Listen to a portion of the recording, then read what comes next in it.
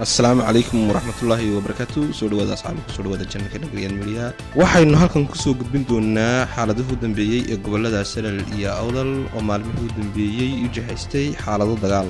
Waxa maalintii shalay soo ruqansaday oo ka soo dhawaaday aagagii ay deganayeen ciidamada jabhadda Ciisaha iyagoo ku soo dhawaaday jabhadaha beesha Samaroon oo isku urursanayay sidii aan horeyba u sheegnay deegaanada Heemaal iyo Foqo Aadan. jabhadda Ciisaha ayaa waxa ay soo gaadheen deegaanka Heemaal halkaasi oo dib uga baxeen jabhadda beesha Samaroon.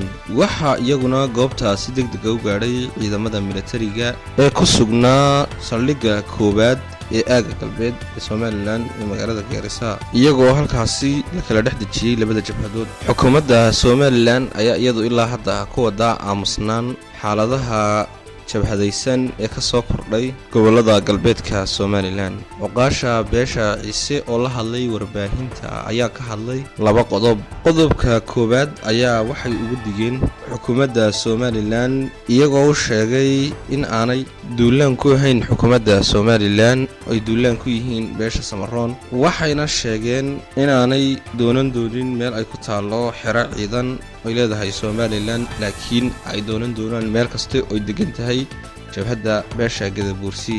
dhanka kale waxa ay qodobka labaad ugu digeen beesha ciidagale oo kamid ah beesha Isaaq taasi oo ay u sheegeen in barasaabka ka dhashay beeshaasi aanu iman karin gobolka Salal haddii kale ay soo qaadan doonaan meydkiisa.